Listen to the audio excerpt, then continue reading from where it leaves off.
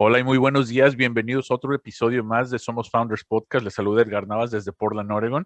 Hoy le doy la grata bienvenida a Ana María López, una de las fundadoras de Tique. ¿Cómo estás, Ana María? Desde Medellín, Colombia, ¿verdad? Desde Bogotá. Ah, Bogotá, Yo estoy en en Bogotá, Bogotá. sí. Ok, pues Así es. bienvenida, Ana María. Muchísimas gracias por estar aquí con Muchísimas nosotros, gracias, Edgar. compartir este espacio que es para ustedes. Y antes que nada, pues felicidades porque eres una de las ganadoras de este tercer cohorte de Startup Empodera. Estamos muy emocionados de poder contar tu historia y saber quién eres y cómo llegaste a donde estás ahorita. Ay, muchísimas gracias, Edgar. Te agradezco mucho, mucho el espacio y mucho por la oportunidad también de charlar contigo. Y para los que no, bueno, los que nada más estén escuchando y no han visto, no están viendo esto en versión video, tienes un póster detrás tuyo que dice, hazlo tú misma. Me encanta.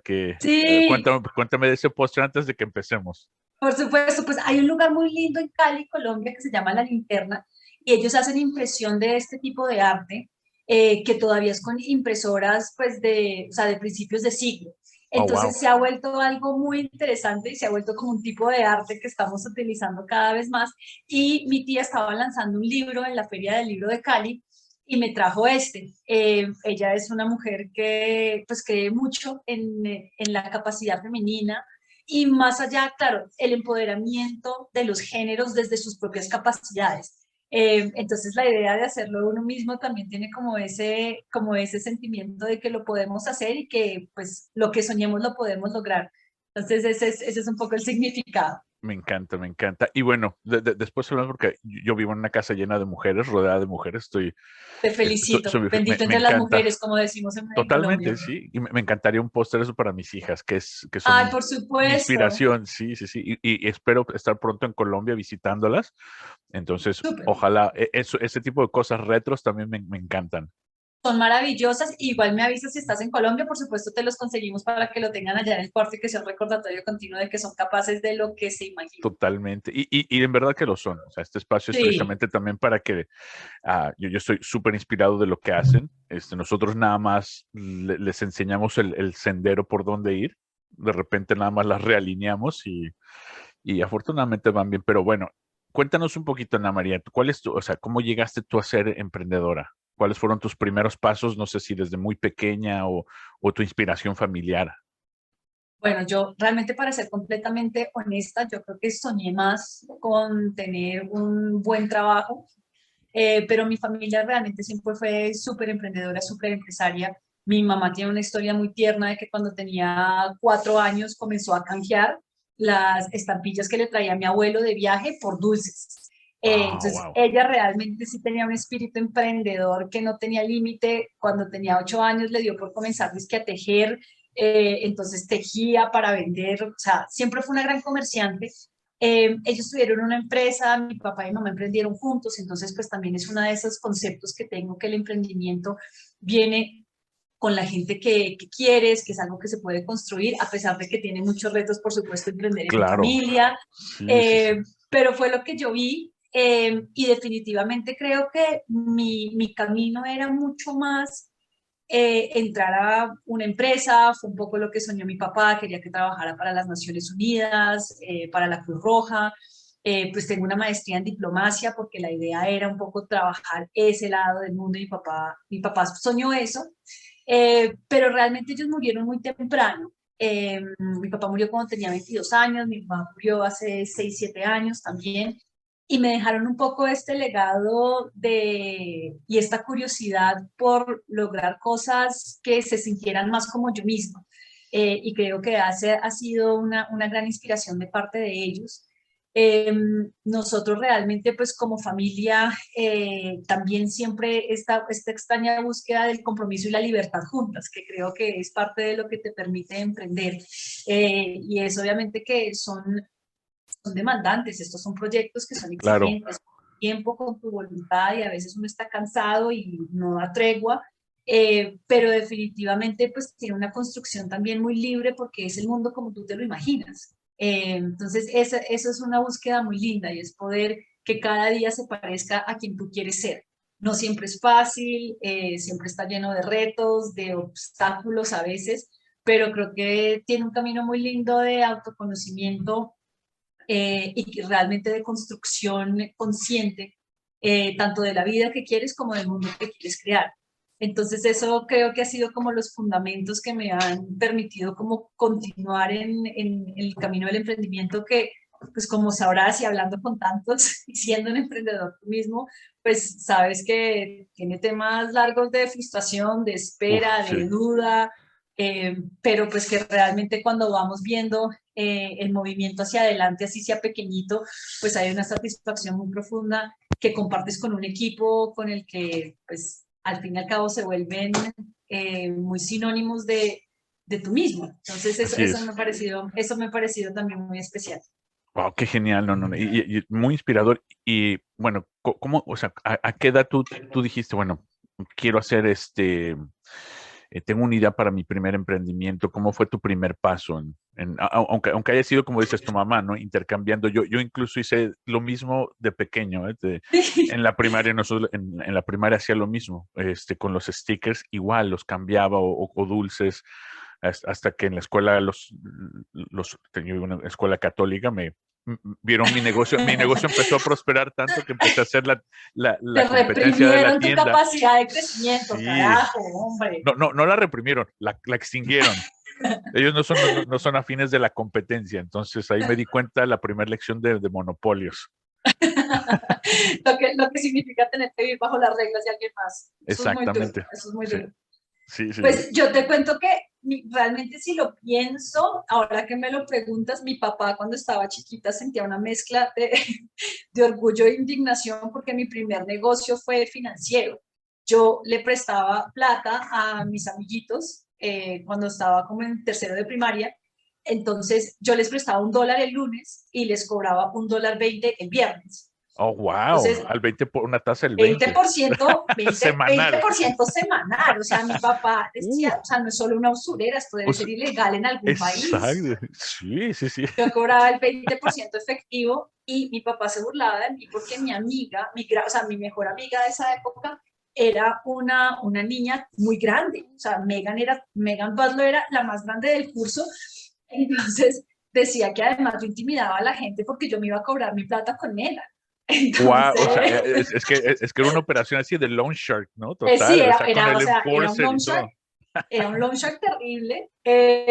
Claro que después, para ser justo, me tumbó una niña porque me cobró como toda mi plata me la cobró por un huevo de avestruz. Yo nunca había visto un huevo de avestruz, pues imaginas a los 8 años, y me Claro. gasté toda la plata del huevo de avestruz y mi papá era como, de pronto no tan buena para la inversión, de pronto eso no es tu fuerte. Eh, pero sí, ese realmente fue mi primer emprendimiento. eh, y me dediqué a eso, por decirlo así, un par de años de muy chiquita. Y sí, creo que ese es como mi primer recuerdo de haber emprendido. Eh, Wow. sí, fue un emprendimiento fuerte. Creo No, que no, no, total. mis papás no sabían si regañarme o felicitarme.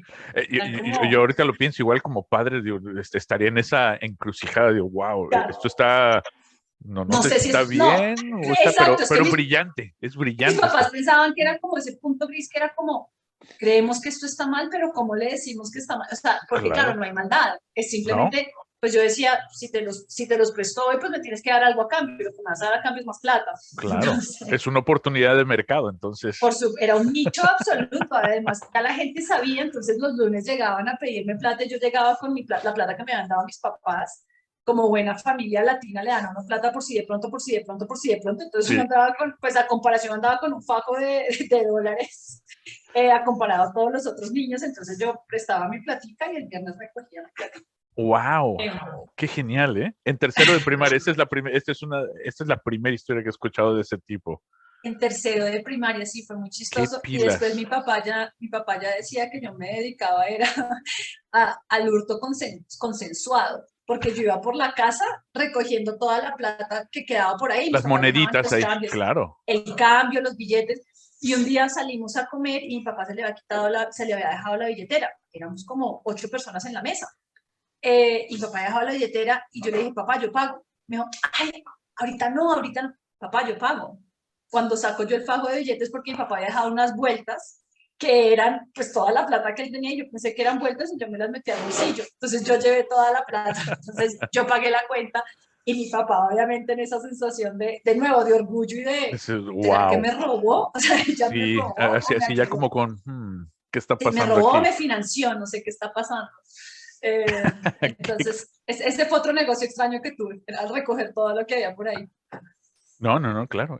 Digo, es un microbanco, vamos a llamarlo así, ¿no? Exactamente, fue mi primera microfinanciación, exactamente eso. Y bueno, y de aquí llegamos a Tiqué, ¿no? O bueno, Claro, debió haber pasado algo en el entre, ¿no? pues nos pasó algo de hecho muy fuerte. Mis papás, como te decía, pues tuvieron una empresa de construcción de infraestructura energética, unos proyectos muy interesantes. Estuvimos trabajando en Venezuela, en Perú, y la empresa se quebró. Obviamente, pues eso tiene una cantidad de detalles y pormenores y nadie se quiebra como de un día al otro. Ujú. Ahí hay una cantidad de temas de entre errores, entre puntos ciegos, un poco también de arrogancia, que se va uno creyendo como esas historias y esos mitos de que siempre va a haber más, de Claro, alguna manera. Entonces, en ese orden de ideas pasamos por una quiebra muy compleja, y no sé, pues, o sea, pasa mucho en las empresas latinas que mucho del patrimonio familiar está involucrado con el patrimonio de la familia. así es. Entonces, pues tocó comenzar de cero. eh, y pues eso es la maestría más cara y más efectiva que vas a tener en la vida. O sea, una Claro. quiebra te pone mucho en tu lugar, no solo desde lo profesional, sino también desde lo personal. Aquí te Eh, llega, y como es familiar, es como otro bebé, ¿no? es todo, no, y es absolutamente todo porque es la ilusión, la proyección, el estatus, la vida que conoces, o sea, se vuelve, ese proyecto de vida se vuelve todo. Y después el Eh, estigma que uno tiene, ¿no? Con claro, que no, y todavía es tenemos los tabús. claro, además porque para nosotros, como no tenemos alternativas de financiación, alternativas de volver a empezar, aquí en Latinoamérica, realmente Sí, la quiebra es muy culpabilizadora, está llena de vergüenza y el fracaso es algo que no se ve como una oportunidad de aprendizaje, sino como un claro. final absoluto. Eh, Ya, es como que es tu tumba y es el último clavo, ¿no? Pum. de acuerdo. Y ya, o sea, y literalmente en Estados Unidos se ve mucho más, claro, tú tienes la industria del distress y te hablan de volver a empezar y hay empresas que solamente contratan gente que ha fracasado porque es una experiencia de vida fuerte Claro. que te exige mucho.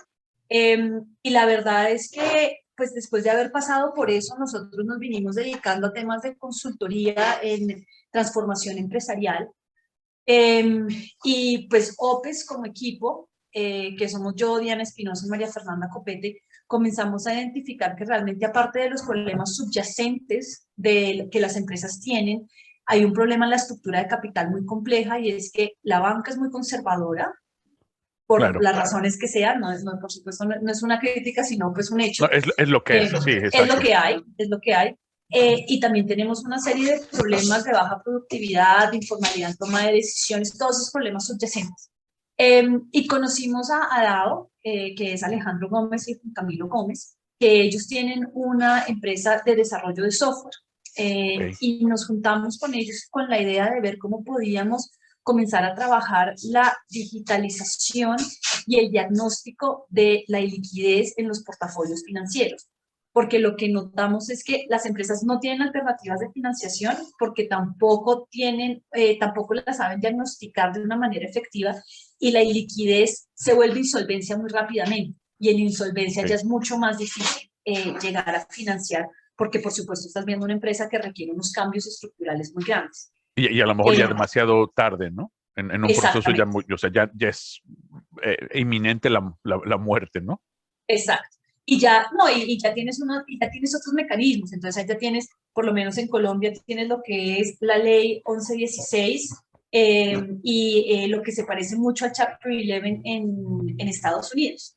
Entonces, lo que quisimos un poco juntar ahí era la habilidad y la capacidad de desarrollo tecnológico de ADAO, y por supuesto la experiencia y un poco la empatía que tenemos nosotros con las empresas que están en crisis. Entonces, en ese orden de ideas, lo que queremos lograr a través de Tique es poder comenzar a apoyar a estas empresas que están pasando por este momento. Disculpame un segundo.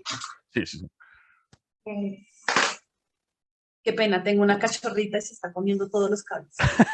Eh, Y antes por de ahí que se hagan nos corta desastre. la comunicación ahorita. Exactamente, entonces sería culpa Se de ella acabó que el show. nunca logremos decir lo que queremos decir. Exacto. Entonces, nada, ese es un poco como de donde venimos nosotros, de reconocer que las crisis empresariales son complejas, son difíciles, pero también hay un punto anterior a la insolvencia donde ya no hay nada para hacer, donde realmente necesitamos generar alternativas para estas empresas.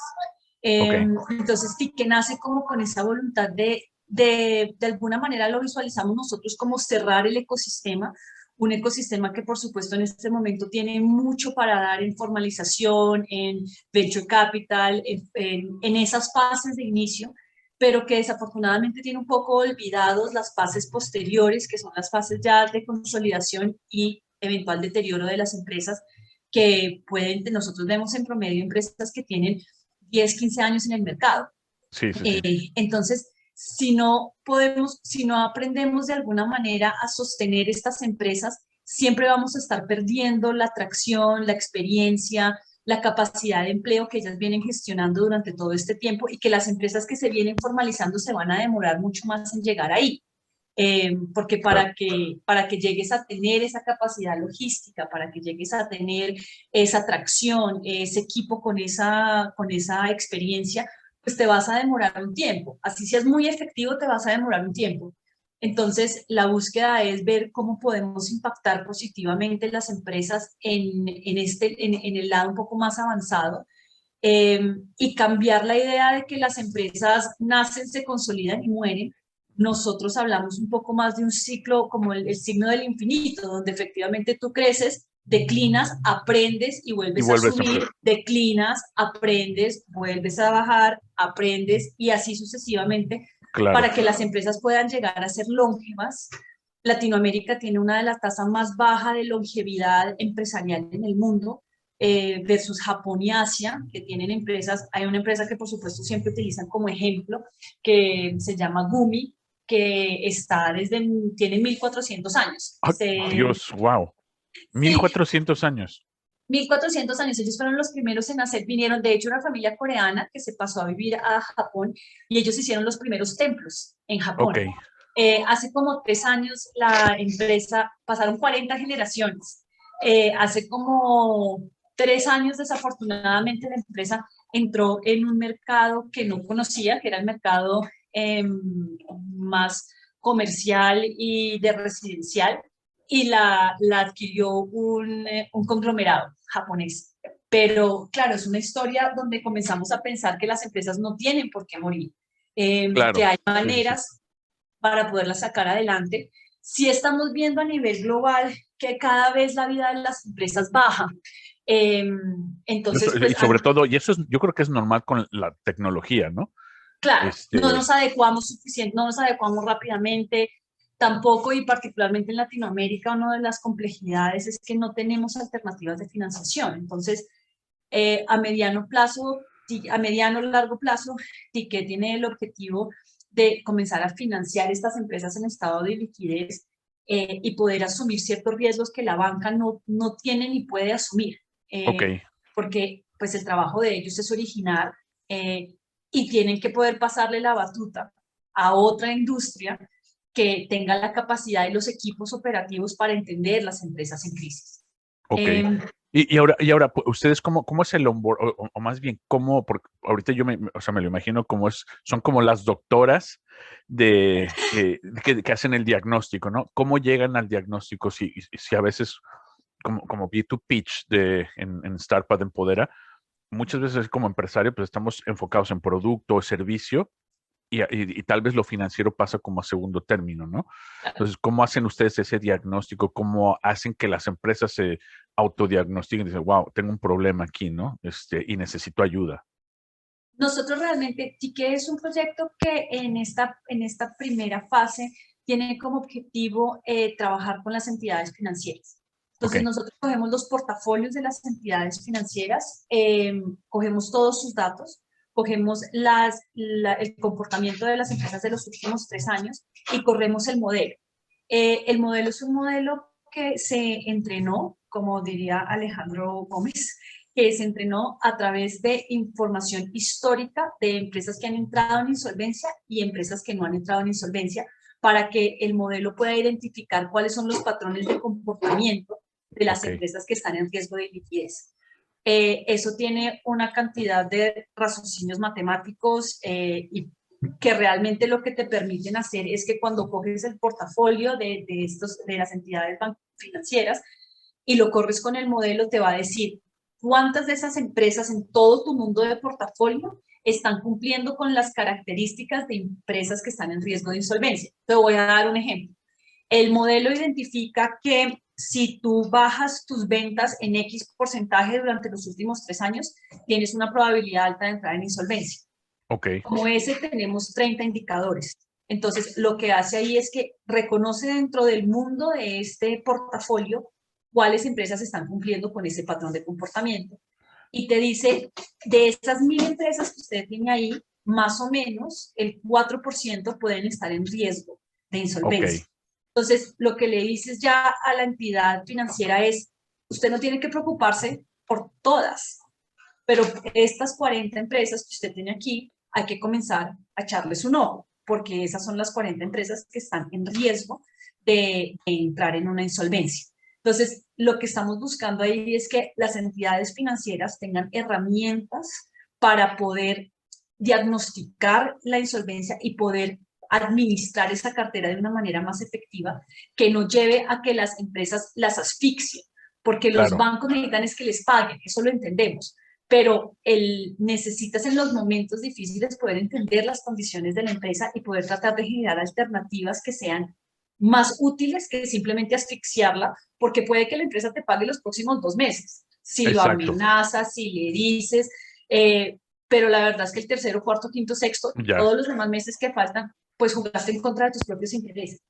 Entonces, al poderlo diagnosticar de una manera efectiva, estamos buscando poder generar estrategias de manejo de cartera que sean más efectivas y que de esa manera podamos aportar tanto al riesgo al que está expuesto el sector bancario, que por supuesto para nosotros va a seguir siendo una fuente de apalancamiento importante para las empresas, pero también estamos ayudando a la empresa a encontrar alternativas de financiación para que no sigan haciendo más de lo mismo, y es comprometiéndose a cosas que no pueden cumplir por el miedo a que les vayan a cerrar esos créditos. Claro, claro. No, y eso tiene sentido porque es algo que nosotros hemos visto a lo largo de los años, que la banca, cuando está ahí cuando no los necesitas a veces, en cierto sentido, como empresario. Ahora, eso es lo que voy a decir de este punto de vista. Y yo también entiendo, mi mamá fue banquera comercial muchos años y entiendo ese negocio. Empatizas con su problema. Empatizo, pero también cuando no los necesitas,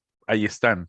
Claro. Y cuando los necesitan están como que no lo quiero decir que están para ahorcarte, pero yo creo que no entienden ese problema precisamente que tú estás tratando de resolver. Es decir, en vez de ahorcarlo y tratar de exprimir lo que puedas mientras puedas, porque mejor no ayudas a que salga de ese bache, ¿no? Claro, lo que pasa es que parte del problema que estamos tratando de solucionar es que la mayoría de los bancos son muy efectivos para originar. Entonces, ellos saben encontrar el cliente, saben pedir la información, saben pasarlo por un Z-scoring, pero de ahí al default no hay ningún sistema que te permita hacer una evaluación continua. Entonces, por lo menos en Colombia, la regulación te exige que tú pidas estados financieros anuales. Entonces, pues las empresas cumplen con eso, pero ahí no hay un análisis extra. Mientras que ellos te manden los balances, nadie se preocupa. Pero es solamente cuando la empresa deja de pagar, y cuando la empresa deja de pagarle al banco ya hay un problema muy complejo dentro de la empresa, porque particularmente en Latinoamérica nosotros le tenemos mucho miedo a deberle a los bancos, porque muchas empresas están apalancando su capital de trabajo en los bancos. Entonces, no es solamente que saco un crédito para hacer una inversión, para crecer mi planta, sino que muchas empresas están utilizando esas líneas de crédito para pagar sus trabajadores, para pagar su materia prima, porque tendemos a tener unos problemas de cartera. Entonces, muchas empresas se financian a través del sector bancario, y eso es súper agresivo porque es muy caro, pero además de todo es que si te cuelgas en un crédito por cualquier cosa, no tienes cómo suplir tus necesidades cotidianas. Entonces, la empresa le tiene mucho miedo a deberle a un banco. Entonces, sabes que cuando dejaron de pagar la cuota es Ya hay un porque problemón. hay un problemonón y que busca resolverte eso de una manera preventiva. Y es decirte, estas empresas así puede que estén pagando todavía, pero estas empresas están usando un comportamiento negativo Claro. que seguramente va a llevar a que no van a poder pagar.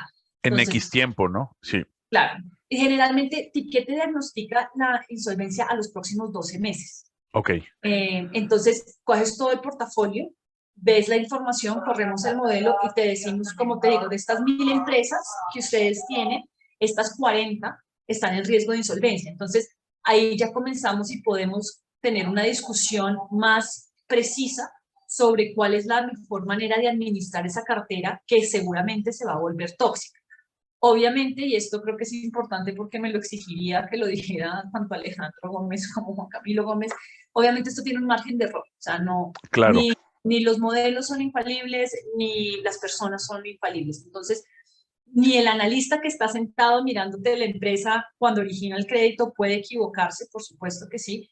El modelo también tiene un margen de error, pero estamos viendo del trabajo que estamos haciendo unos resultados muy positivos en la capacidad del modelo de diagnosticar efectivamente la liquidez de las empresas en sus portafolios.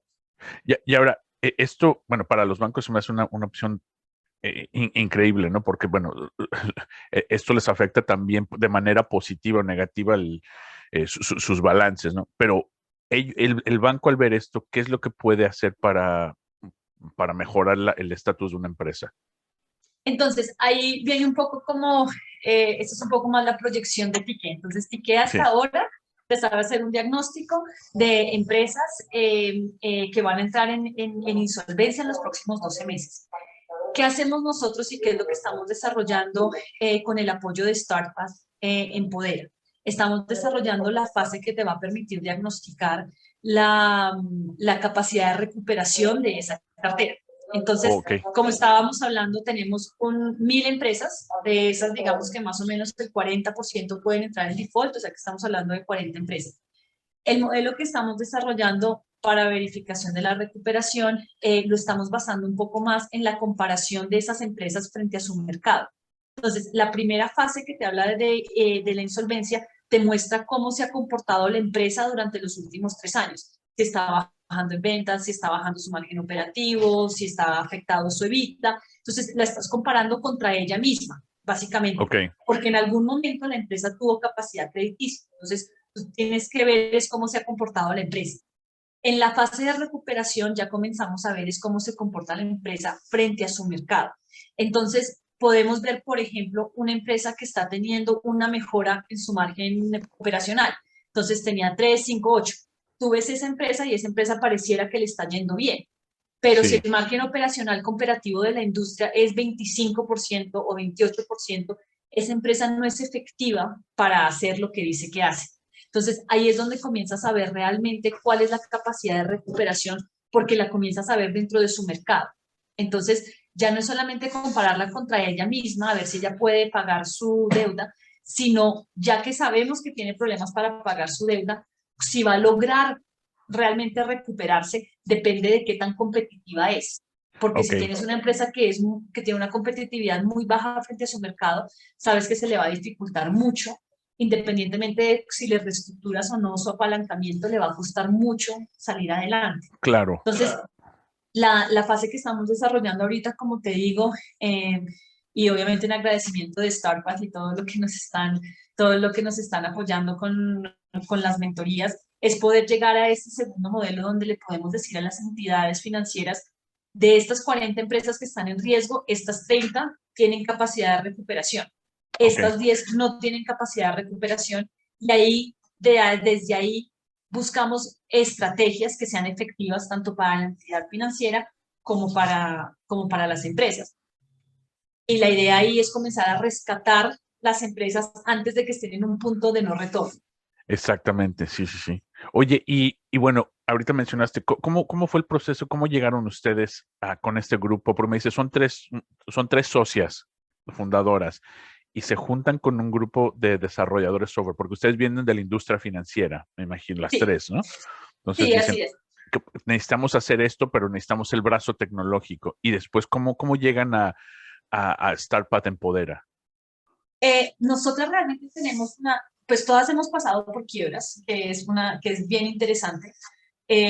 Diana Espinosa, que es pues, mi socia con la que comenzamos OPES en su momento, estuvo en todo lo que fue el proceso de quiebra de nuestra empresa familiar. Diana fue la mejor amiga de mi mamá.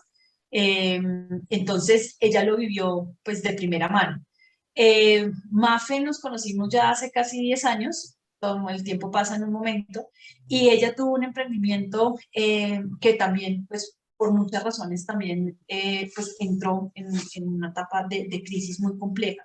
Entonces, nos juntamos un poco, primero y ante todo, desde la amistad, eh, y desde la empatía profunda de tener un poco las heridas de esas guerras y esas batallas libradas Sí, en esos momentos tan difíciles donde sientes que el mundo se te acabó. Entonces, nosotros sentimos que necesitábamos llegar a una respuesta que fuera menos personal en el sentido que hacerlo uno a uno se demora mucho. Entonces, ese diagnóstico, cuando nosotros nos sentamos a diagnosticar una empresa con la que le vamos a hacer una transformación, por supuesto, pues eso es un proceso que se te puede demorar un mes y medio, porque tienes que entrar muy profundamente a las empresas. Pero esas son empresas que ya saben y reconocen que necesitan ayuda. claro. Pero lo que identificamos es que hay muchas empresas que estaban en problemas, pero que no identifican realmente que necesitan ayuda y que simplemente como que quieren seguir haciendo más de lo mismo. Entonces Ok, necesitamos realmente, queríamos buscar una manera en la que pudiéramos acelerar eso y sistematizarlo. Entonces, pues, Adado nos ha prestado ese apoyo desde su conocimiento, desde obviamente su capacidad técnica, y entre todos encontramos o comenzamos a mirar opciones de financiación. eh, y Startup Empodera realmente es extraño porque como mujeres a veces no nos damos cuenta que hay muchas de nosotras emprendiendo y que realmente podemos generar un tejido de apoyo y una comunidad. Entonces Startup Empodera también tiene mucho como ese contenido para nosotros. Eh, y llegamos a ellos de una manera un poco fortuita. De hecho, nosotros habíamos aplicado y la primera vez nos habían dicho que no, porque teníamos una confusión en la narración y pareciera que fuéramos mucho de consultoría y no realmente una fin. ok, Eh, entonces, eso ha sido como un cambio estructural importante en cómo mostramos lo que hacemos, que realmente nosotros somos una empresa base tecnológica que por supuesto viene de unos humanos empáticos que quieren de alguna manera hacer algo muy positivo para el entorno que les ha tocado. Pero la idea es que Startup Empodera, aparte de prestarnos la posibilidad de acceder a unos recursos, realmente nos está dando un acompañamiento que sentimos que es esencial para poder alinear la empresa, porque comienza como un proyecto, sí, como que un proyecto, un diagnóstico puede ser chévere para esto y te vas dando cuenta que realmente tiene una que el sector, que nuestros clientes potenciales, que son las entidades financieras, realmente necesita una solución estructural y ya comenzamos a pensar en esto como una startup, como una empresa. Entonces, pues ya las sociedades tienen unas maneras de alinear sus objetivos, para dónde vamos, hacia dónde vamos, qué queremos hacer. Y eso realmente, pues, fue uno de los atractivos también de entrar al proceso de Startup y es que nos enseñen a hacer eso con este equipo. claro. Y entonces lo estamos llevando a cabo y ahí estamos todos pegados a las mentorías, así viendo a ver qué más nos enseñan tomando notas. Pero, y bueno, y además de lo que me estás diciendo es que es un modelo completamente escalable, ¿no? Estos modelos predictivos no nada más aplica a un país, pues, aplica a todos. La banca es la banca, yo creo que en todos lados. Es igual, son aversos a los riesgos, son muy burocráticos y realmente no muy avanzados en cuestiones de tecnología. Entonces, yo creo estos modelos de patrones predictivos, además de que les puede ayudar a ellos, o sea, puede ayudarle a las empresas a no llegar a ese punto, como tú dices, de no retorno, ¿no? De decir, ya estoy ahogado, ahora sí ya es nada más poner el último clavo en el ataúd y cerrar, apagar las luces, ¿no? Entonces, ¿cómo no nada más alargar la vida, obviamente para el banco, para continuar con sus modelos, pero también para darle larga vida a estas empresas, ¿no? Y como tú decías, a mí algo que me interesó muy al principio es cómo enseñarle a las empresas a crecer, darse cuenta cuando viene el declive y que es inevitable en muchos casos. En algunos casos es por cuestiones internas, otras son externas, ¿no? De que la tecnología cambió o el mercado cambió, etcétera. Pero cómo uno no se da cuenta antes de que sea muy tarde, ¿no? Antes de que llegues a esa barranca donde ya es imposible escalar de vuelta, sino cómo darle una nueva vida, aunque tengas que cambiar completamente tu modelo de negocio y reinventarte. Yo creo que esta es una época muy particular porque creo que la coyuntura del COVID nos está llevando a hacer esos cuestionamientos de manera muy orgánica. Ujú. Yo creo que, y realmente es de estas cosas extrañas, pero la mayoría de las empresas fracasan en etapa de crecimiento, no en etapa de incubación. De hecho, las empresas en etapa de incubación en esos primeros 3 años tienen una rata de éxito muy alta porque tienes a todo el mundo metido, comprometido, pero es después cuando las cosas comienzan como, no, las cosas no te salen exactamente como quieres, comienzas a ver una cantidad de obstáculos, te comienza a dar mamera levantarte por las mañanas porque resulta que ya no todo es chévere y no todo es unicornios y masmelos. Ahora hay que ir a decirle al proveedor que no le puedes comprar más porque te llegó tarde y hay que decirle al cliente que vas a llegar tarde con el pedido. Todas esas cosas comienzan a generar unas problemáticas internas y desafortunadamente muchas empresas se quedan es ahí. Eh, Sí. yo creo que nosotros, y creo que es propio de todos los emprendedores, que tenemos una fase de arrogancia, tenemos una fase donde decimos, ¡ay, qué tan bueno, ¿no? O sea, todo lo que he Mira lo que logrado, hice. Sí, mira mira lo tan que hice. chévere, todo lo que, y uno mira y dice, pero es que yo hice eso es mío. Eh, creo que esta etapa nos ha naturalizado un poco el no somos infalibles, no nos la Ujú. sabemos todos, todos somos vulnerables y repentinamente estar revisando tu modelo de negocio ya no es una pérdida de tiempo, ya es una necesidad. Entonces creo que esta coyuntura ha sido muy particular cambiándonos ese esquema mental. Obviamente no a todo el mundo, obviamente no necesariamente a la velocidad que quisiéramos, pero creo que definitivamente hay una apertura de decir, mi modelo de negocio no es estático y es algo que debe estar bajo revisión. Y creo que es algo que estamos empujando mucho, no solamente desde la industria financiera, desde los gobiernos, y es decirle a las empresas, hay un camino, pero hay que encontrarlo, porque Claro, quedarte en el mismo camino no es una opción, especialmente cuando nos damos cuenta que las condiciones de nuestros mercados son frágiles, que las cadenas de abastecimiento son frágiles, que el recurso humano es frágil en el sentido de el burnout, la capacidad de compromiso, las ganas también comenzamos a tener también un fenómeno donde la gente quiere hacer otras cosas y está dispuesto a independizarse mucho más, las claro, empresas sí, están sí, sí. quedando muy huérfanas en términos de su talento humano, cómo comenzamos a hacer esas transformaciones. Ha sido una época muy exigente y creo que o estamos esperando que se vuelva, que eso que tú dices, que no tengamos que esperar a darnos el totazo, sino que tengamos una conciencia de que el cambio es una disciplina continua. Y creo que lo estamos viendo más por razones de fuerza mayor, porque sí, la verdad es que para las empresas es muy difícil revisarse, porque es incómodo, Es porque, disruptivo, y si no es, claro, y como dirían los gringos, pues si no está quebrado, ¿para qué lo arreglo? Sí, como exacto, que sí, sí, sí. pero Pero sí yo creo que creo, tiene, y yo creo que es necesario, o sea, es que lo que dijiste o sea, al principio me quedó, wow, o sea, incluso me llevó a mí, dijo, wow, sí, tienes razón, llegamos a una zona que estamos en la zona, no sé si algunos arrogancia, otros confort, cuando dices, ya voy en cruise control, ¿no? Ya despegó el avión, mira, ya va ya el lo piloto logré. automático, ya, y de repente cuando te diste cuenta ya estás otra vez abajo, ¿no? Claro. No, y yo creo que también es que o sea, y en eso sí, así la palabra suene fuerte, pero porque yo misma la viví, nos da Sí, pereza aprender, nos da pereza cambiar, y lo vemos en cosas chiquitas, o sea, esta cosa, digamos, este tema de estas herramientas en línea donde comienzas a poder hacer procesos creativos en línea, lo vimos ahorita con Startup, y yo lo veo y es como, uy, qué chévere, pero si no me lo enseñan, me da mucha pereza tener que aprenderlo. Y si es claro. en eso chiquito, Imagínate la pereza que le puede dar a una empresa tener que revisar sus procesos de producción o recapacitar a su talento humano o repensar cómo llega el cliente. O sea, es un acto de valentía cambiar en cualquier momento, pero es un acto de sabiduría cambiar antes de que el mundo te lo exija. Porque es que cuando uno ya tiene un problema de flujo de caja, se le está yendo la gente, el cliente Ya no te no está tiene los comprando, recursos, y no, y te claro. toca, o sea, te toca sentarte a decir algo estamos haciendo mal. El tema es cómo logramos que las empresas tomen conciencia de que esos procesos de cambio deben ocurrir de manera continua y no solamente cuando ya el avión va en picada Y a dices, 2000 wow, 2000 pies. Y es como, no sé cómo llegué aquí.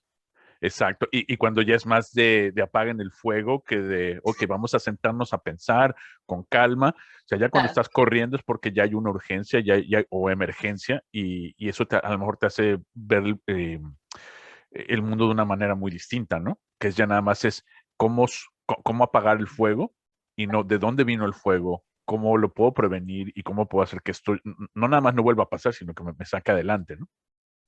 Y mira que eso que dices me parece que es súper importante y es que las crisis tienen un potencial muy importante de fortalecernos, porque es que son una manera muy expedita de aprender. O Ujú. sea, en una crisis hay una oportunidad de aprendizaje que no te la da nada más. No queremos llegar a las crisis, todo lo que te digo, es de Así muy es. pocos y yo conozco muy poca gente que sin haberse quebrado y haber sufrido lo que es esas dificultades, realmente han decidido por voluntad propia cambiar. O sea, y son personas que están muy por fuera del promedio, ya que son completos outliers, porque es que yo tengo esta conciencia porque lo viví, no lo quiero volver a vivir. El niño que Ujú. se quema no vuelve a meter la mano a la vela. Claro, Si nunca te ha pasado, si no sabes lo que es que te embarguen, que te cierren las cuentas, que no puedas llegar al mercado, o sea, si no sabes qué es esto, todavía no entiendes la importancia de ese proceso de cambio. Entonces sí considero que lo que tú dices es importante tener en cuenta y es que estos son procesos de aprendizaje. No es que lleguemos a un punto y ya el mundo se vaya a comportar igual, siempre vayas a poder dar los mismos resultados. Hay una estadística súper interesante. IKEA revisa sus costos operativos todos los años. ok, Todos los años su objetivo es bajar los costos operativos y hace parte de su desarrollo estratégico. Para una empresa que le ha dedicado los últimos 20 años claro, a bajar sus costos, la exigencia que significa trabajar un 2% todos los años, entonces por wow, eso ellos vuelven sus paquetes cada vez más pequeños, porque eso les permite ahorrar cartón. Por eso aprenden a doblar los muebles de una manera más efectiva, porque eso les ahorra en transporte. O sea, y es una conciencia de cambio continuo que muy pocos tienen, pero que es importante porque eso es lo que te permite aprender y fortalecer, no claro. debilitar, que es lo Oye, eso es que le muy pasa a la interesante. mayoría. Sí, o sea, de que esos procesos de mejora continua estén en tu ADN empresarial, ¿no? Exacto. En tu estructura, sabes que eso me parece formidable, que esto es la mantra, ¿no? Independientemente de lo que hagamos, muebles o distribución o con, si tú pones esa mentalidad dentro de tus pilares, y sabes que yo creo que eso lo deberíamos de adoptar todos. Yo estoy haciendo, voy a tomar una nota aquí porque esto ahorita también internamente digo, wow, es algo que no constantemente estamos haciendo incluso como una startup de fintech también nosotros, ¿no? No, pues y hay que estar preguntando y cuestionando y hay que salir al mundo. Una de las cosas que a mí me parece que es muy particular es que nos acostumbramos al sí. Y, o sea, de yes. Entonces Sí, buscamos gente que nos siga corroborando lo mismo que ya contamos. Y creo que parte del cambio estructural es que tenemos que salir al mundo a aceptar la crítica, a que nos digan que no, a que nos digan cómo podemos mejorar. ¿Sí? Y es un proceso difícil porque es que después de que te has acostumbrado a que todo el mundo te dice como, bueno, eres fabuloso, qué chévere, que te digan, no, ¿sabes qué? Esto no está tan bien, esto hay que cambiarlo, fuerte. claro, Te cambia la visión de ti mismo, de lo que estás haciendo. Hay mucha gente que se derrumba contra eso. sí. Pero estar rodeado de personas que simplemente te dicen que es súper peligroso para las empresas, porque es lo que los lleva a estos puntos ciegos locos que en retrospectiva tú los ves súper sencillos. O sea, si yo te muestro una empresa en crisis, te aseguro que tú me dices, en 15 minutos me dices, es por esto, esto y esto. Claro. Porque los problemas no son problemas como, oh, no Me llegó de sé, o la sea, nada. Sí, sí, sí. sí, no, son problemas que tú puedes identificar cuando estás afuera. El problema es que desde adentro no lo logras. Por eso es importante tener revisiones externas, por eso es importante tener validaciones de terceros, por eso es importante reconocer tu mercado, ver qué están haciendo, porque mucha gente se sienta en su oficina y es el botón de todos los días. Exacto, la rutina, el prum, hacer lo mismo, exactamente. Y Y es que eso es no tengo normal. tiempo para leer y no tengo tiempo para investigar y no tengo tiempo. Y las grandes empresas lo que tienen es tiempo, o sea, si sea, no tienes que tener un equipo, o sea, todo el mundo se imagina que Coca-Cola tiene un equipo de Research and Development. Claro, Coca-Cola tiene un equipo de Research and Development. Pero antes de que Coca-Cola fuera ese monstruo, igual aprendió a hacer eso, aprendió a verificar su mercado, aprendió a decir qué le gusta a la gente, qué quiere la gente. La gente no quiere tomar tanto carbonado, entonces voy a sacar un té. Ah, no, la gente no quiere tomar tanta té, entonces voy a sacar unas aguas saborizadas y entonces lo voy a juntar con esto. Como que ese reconocimiento y ese continuo aprender es algo que la mayoría de las empresas no nos gusta hacer. No, porque nos saca de nuestra zona de confort.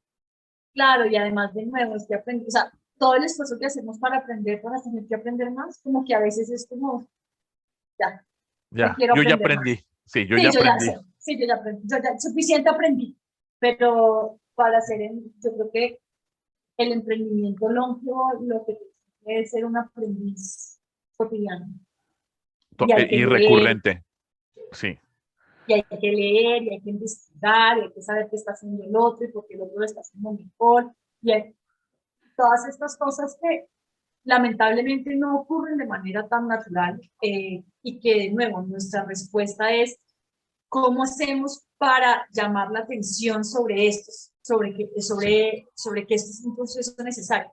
Las que van bien, pues que sigan yendo bien, pero las que van regular, veámoslas más de cerca, ayudémoslas, saquémoslas de un poco también como la comodidad de los portafolios, que es como ahí van, y comencemos realmente a generar alternativas para ellas que les permitan seguir potencializándose y no perdiéndose para que alguien más tenga que volver a entrar en el mercado, volver a tener que aprender, volver a tener que convencer al cliente, ¿sí? Como que creemos que es una pérdida a nivel económico. Cada vez que se pierde una empresa, claro. estás perdiendo una pieza de tu economía y alguien más tiene que venir a llenarla. Y Y eso eso toma se va a tiempo. demorar. Exactamente. Eso se va a demorar.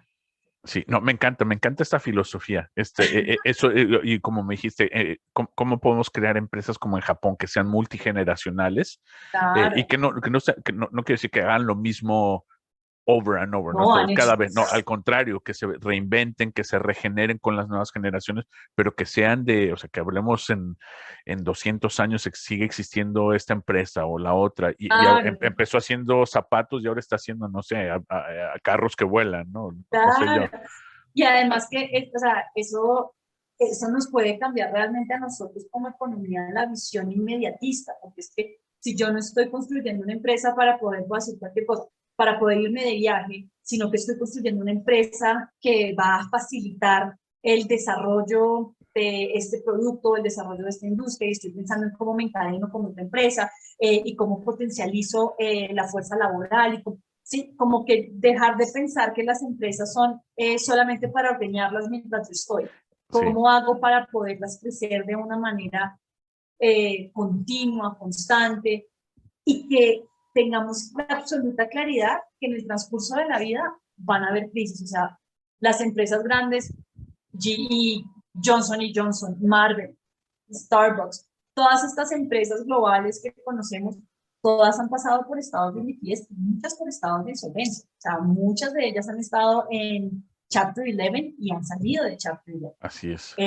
Entonces, pues parte de lo que nosotros decimos en Tiki es que somos la tecnología de las segundas oportunidades, porque las tenemos que crear. Las segundas oportunidades no simplemente llegan, las segundas oportunidades hay que generarlas, hay que volver a crear confianza, hay que volver a creer, hay que volver a construir, hay que volver a soñar, pero todo eso requiere una disposición y, por supuesto, un diagnóstico inicial que te permite saber que estás ahí y cómo puedes salir de ahí. Pues Ana María, esto me encanta que estén construyendo esta plataforma de las segundas oportunidades, porque es algo que Así hemos es. hablado antes que en Latinoamérica no existe. Y bueno, yo tengo mucho tiempo viviendo en Estados Unidos y esto es una diferencia cultural muy, muy marcada en la cultura americana, en nuestras culturas latinas, ¿no? Que Claro. aquí incluso hasta se celebra la segunda, Sí, tercera, cuarto. Bueno, ahí tuvimos no hay que celebrarlo, pero el innombrable expresidente, pero o sea, para que veas ese nivel, y hay otro, bueno, muchos empresarios que han surgido de bancarrotas y aquí eso como tú dices, se le celebra, ¿no? No es un claro. estigma y eso hay que decir también, oye, tuviste las agallas de formar y hacer un negocio y no tuviste éxito, ok, bravo, ahora ¿qué es lo que sigue? Levántate, ya te dolió, ahora ¿qué es lo que sigue? Y te estamos echando porras, ¿no? Claro. Además, porque es un acto de fe, ¿no? O sea, es un acto de Exacto, confianza. sí, sí, Eh, sí. y nosotros, pues, o sea, aquí en Colombia nosotros estuvimos mucho tiempo trabajando con procesos de startups, ayudándolos a hacer como toda su planeación estratégica. Y realmente notas que o sea, se les acaba la gasolina y quedan tan heridos que son incapaces de volver a emprender. O sea, Sí, les da sí, sí. miedo, saben lo que significa La vergüenza, el dolor, sí, y volver a creer que uno es capaz después de tener como ese golpe tan fuerte, no es fácil. Y lo que tú dices es muy cierto. Hay una empresa en Estados Unidos que me parece fantástica, no conozco, no me acuerdo del nombre en este momento, pero uno de los requerimientos es que no contratan gente que no haya estado en bancarrota. O sea, oh, wow, queremos que nos muestres sí, que tu emprendimiento o tú han pasado por eso, porque son personas que se asustan mucho menos. La persona que siempre ha trabajado un 9 to 5 y que en siempre ha su tenido un cubículo, salario y sí, que ha estado ahí y que siempre ha tenido sus 15 días de vacaciones, apenas le mueves algo de eso, la vida se le paniquea, sí, desbarata. O una exactamente. persona que ya haya vivido eso, es como, sí, esto es incómodo, pero esto va a pasar y puede seguir adelante. Entonces, Porque es es una característica, problema-solución, claro, es claro, el problema y cómo lo soluciono en vez de que ya se me cayó todo encima, ¿no? claro, claro, la vida ya no se siente como una, por decirlo de alguna manera, como una torre de cartas, sino como más un Lego. Entonces, pues el Lego Exacto. le quitas el pedacito y lo vuelves Bueno, a poner. se Y, cayó esto, y bueno, después siempre, lo volvemos a construir. y como nos pasa a todos, siempre sobran Legos, porque es una de las grandes maldiciones de la vida. Pero sí, Sí, hace parte del proceso de construcción. Entonces, queremos aportar activamente a eso. Creemos que hay maneras y le tenemos que dejar de tener miedo a el fracaso, a volver a comenzar, al a que la dirán. insolvencia, a la vergüenza, el banco puede llegar a ser tu mejor aliado, pero el banco tiene que saber a qué se está exponiendo, porque claro, es muy duro, ayer lo hablábamos, se vuelve algo muy personal, entonces el comercial, le queda mal al comercial, entonces el comercial te dice que tú eres un mentiroso, entonces, tú le dices al comercial que él no te ayuda cuando tú lo necesitas, y repentinamente se vuelve un problema personal entre dos personas, cuando no lo es, son dos personas que sin entenderlo tienen el mismo objetivo común, Claro, y es que esa empresa pague, para que esa empresa pague, esa empresa tiene que salir adelante. Entonces, es muy extraño ver dos personas que están en una pelea o dos organizaciones que están en una pelea cuando al fin y al cabo lo que necesitan para realizar sus dos objetivos es exactamente lo mismo. así es. Entonces, Eso no lo había tratar de pensado de esa explicarles, manera. Exacto. sí, es que es extraño cuando uno se sienta a pensarlo, es como estar, tú quieres que te paguen, para que te paguen la empresa tiene que operar y usted quiere seguir operando porque usted quiere pagar. Ah, ¿cómo está Interesante, eso? Sí, interesante que estas dos personas no se puedan poner de acuerdo. Obviamente hay cosas que la banca no puede hacer y por eso necesitamos generar industrias alternas que puedan asumir otro tipo de riesgos. Pero antes de que esto se vuelva un problema y una cantaleta y usted me dijo, yo le digo, y usted es mentiroso y usted es gay, podemos prevenir esas situaciones de una manera efectiva a través de unos sistemas que nos permitan dar alertas tempranas y que podamos desde ahí comenzar a generar estrategias mucho más contundentes para darle manejo a estas situaciones empresariales que son el pan de cada día. ¿Verdad? No hay industria, no hay empresa que no haya pasado por una crisis. No existe. totalmente. Pues Ana María, te agradezco infinitamente que hayas estado aquí. Aquí. Ojalá nos podamos conocer Claro ya en que sí, persona aquí dentro de pronto.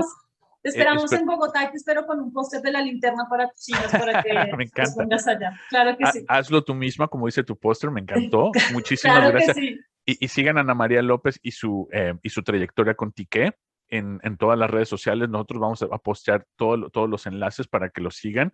Y pues Muchísimas muchísimas gracias. gracias. Vamos a estar aquí pendientes de su crecimiento y la puerta queda abierta para que vuelvan en cualquier Mil momento gracias. y nos digan qué ha pasado. Esperamos seguirte contando cómo nos va, por supuesto que sí. Y acá te esperamos en Bogotá. Muchísimas gracias por tu tiempo, te lo agradezco mucho. Gracias a todos, gracias por seguirnos y escúchenos todas las semanas y síganos en somosfounderspodcast.com. Mil gracias.